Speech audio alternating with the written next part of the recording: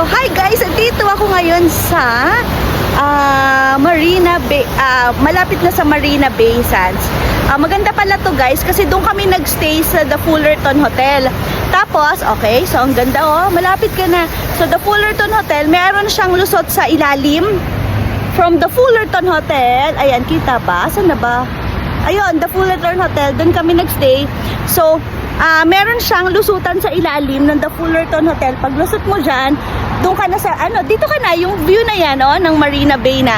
So, maganda pala siya. Maganda siya, I mean, pag sa Fullerton ka nagstay, kasi yun, sobrang comfortable na, tapos naka-aircon yung dadaanan mo. Ganyan, o, diba? Tapos dito sa area na to, hindi gaano madami yung tao as compared dun sa ibang places. Pupunta kasi kami sa The Fullerton Bay. Kasi sa The Fullerton Hotel, may option sila na pwede kang mag-book ng, yung booking mo nung gabi, pwedeng, ng stay sa kanila, pwedeng merong plus $100 na food and beverage dining credit in all Fullerton hotels. So, titingnan namin kung ano yung pinakamagandang restaurant dun sa Fullerton Bay Hotel na merong view ng Marina Bay. So, titingnan namin kasi baka magpa-reserve kami. Doon namin gamitin yung dining credits namin kasi $300 din yun. Actually, nagamit na namin yung mga $70. 320, basta 320 yung dining credits namin. So, nagamit na namin yung $70 last night.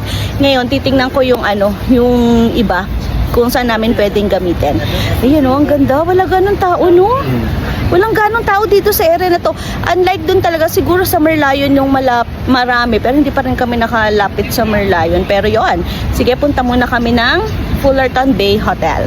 Okay, laters guys! So, ayan na nga guys. So, sa ilalim to ng The Fullerton Hotel. Ngayon, papunta kami sa Super 3 Grove ba yan? Kasi manonood kami ng light and sound show. Okay, so ang schedule ng Super 3 Light and Sound Show kasi parang Saturday to.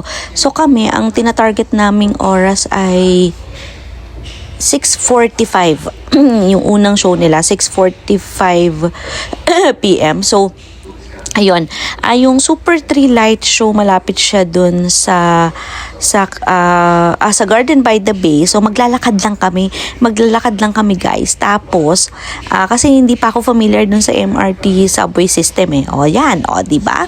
Nakarating na nga kami. Ito na nga ang ating light show.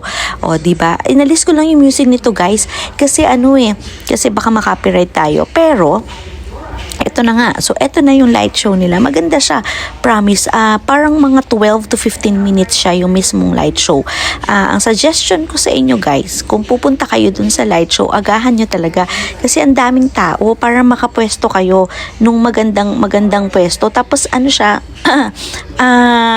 nagkataon pa nung nanood kami nitong light show, mayroong concert. So, marami talagang nanonood. Yun.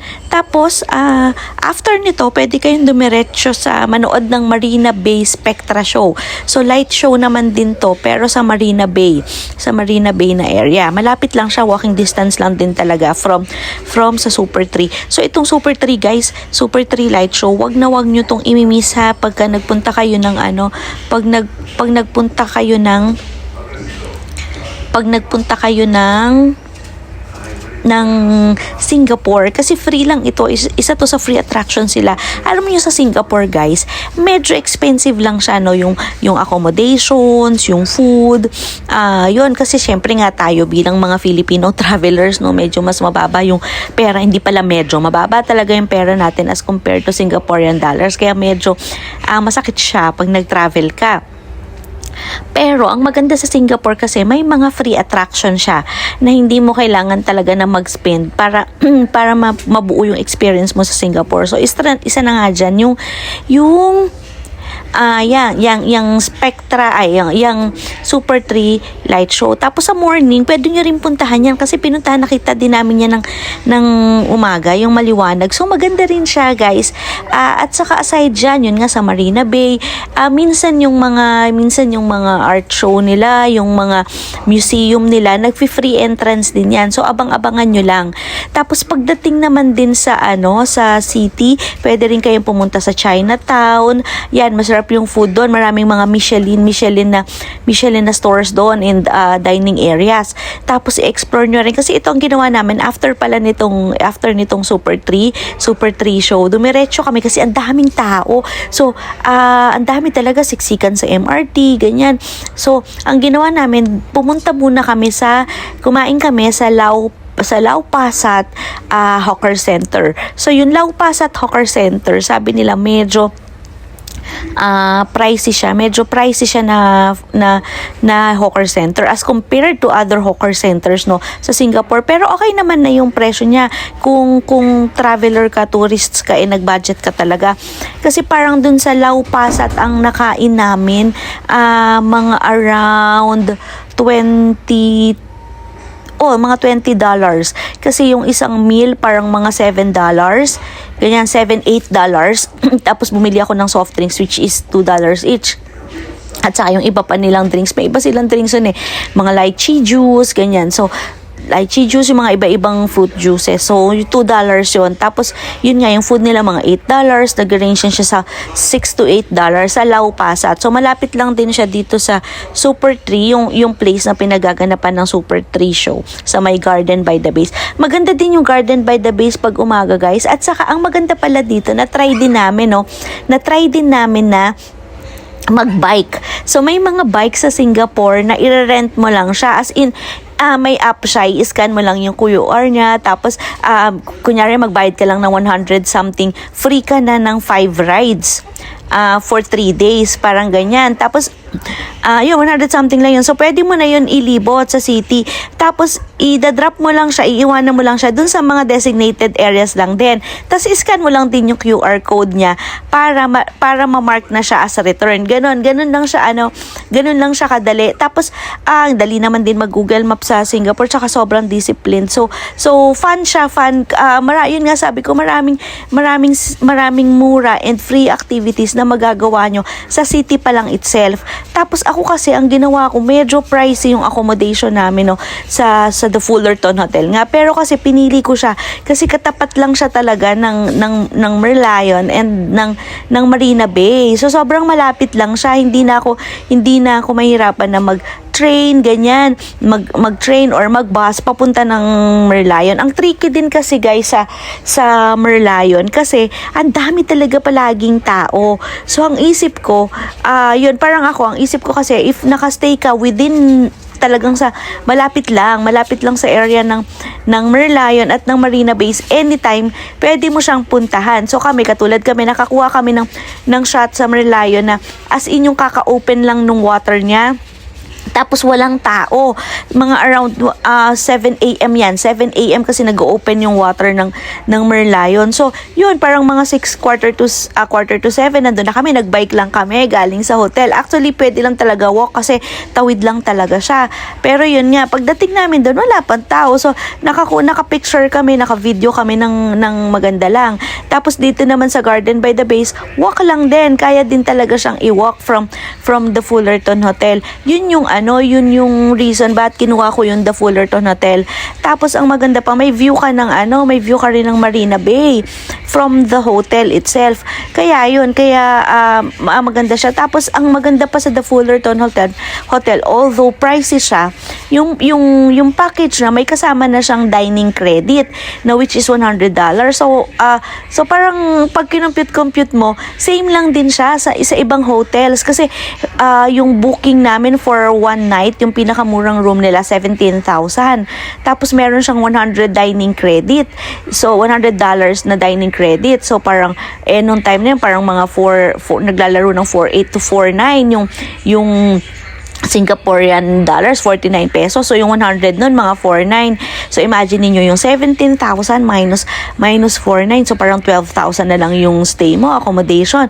Tapos, meron ka pang breakfast na nakasama doon, which is, ang breakfast kasi sa Fullerton Hotel, 2,500 per head. So, parang less 5,000 na naman kasi for 2 na tao. So, parang lumalabas ng mga 6,000 to 7,000 lang talaga yung stay doon sa hotel. So, parang yun nga, so parang sulit pa rin siya kasi sa amin naman kasi sa breakfast, ang ginagawa namin talagang breakfast galore, sinusulit talaga namin siya. Tapos ang next meal na namin, kasi nga syempre buffet siya, so natatapos kami mag-buffet mga around 9 a.m. ganyan. So ang next meal na namin, mga merienda na ng hapon. So nakakatipid din kami nung kain sa labas. Tapos dahil nga may dining credits ka, pwede mo rin siyang i-budget kasi kami for example, yung 3 nights namin, 4 days and 3 nights namin sa Fullerton Hotel, meron kaming total ng 320 dining credits. Hindi namin talaga naubos yan. As in, kumain pa kami sa magagandang restaurants ng Fullerton Bay Hotel. Tapos, nakapag-uwi pa kami ng baon namin, ng packed lunch namin, pauwi nung pa-airport na kami and biyahe namin to Davao, going back to Davao kasi yun nga may dining credit siya, so nakatipid, hindi naman, nakabawas din kami nung kain sa labas, although in-experience din namin talaga yung mga hawker centers, no, kasi part siya ng experience sa Singapore.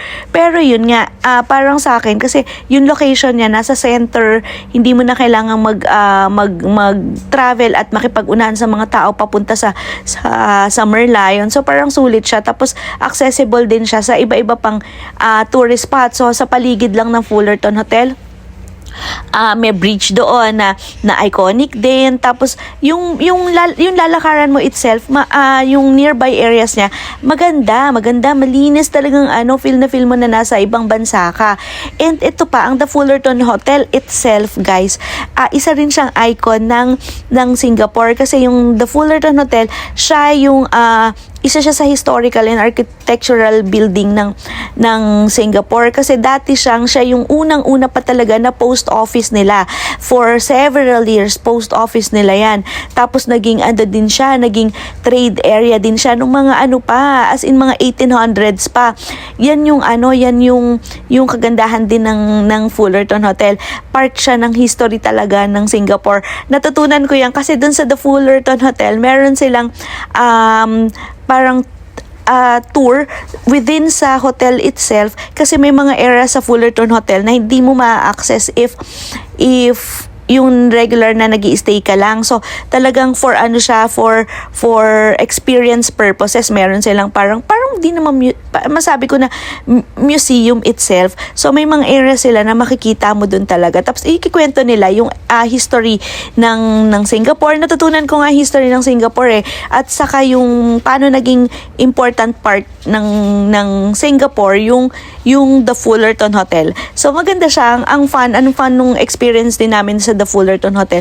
So guys, if magsi-Singapore kayo, yes, medyo pricey, pero i-weigh nyo rin yung i-stayan nyo, yung location niya, at saka yung experience itself. So yun, balik tayo sa Super 3 experience. So eto na nga guys, patapos na siya.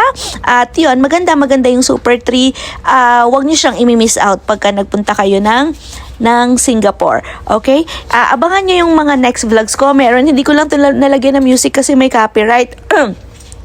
Pero, yung mga next vlogs ko, maganda, may Sentosa, yung experience namin sa Sentosa kasi nagstay din kaming 3 days sa Sentosa at yung iba pang areas sa Singapore City. Okay, bye-bye guys!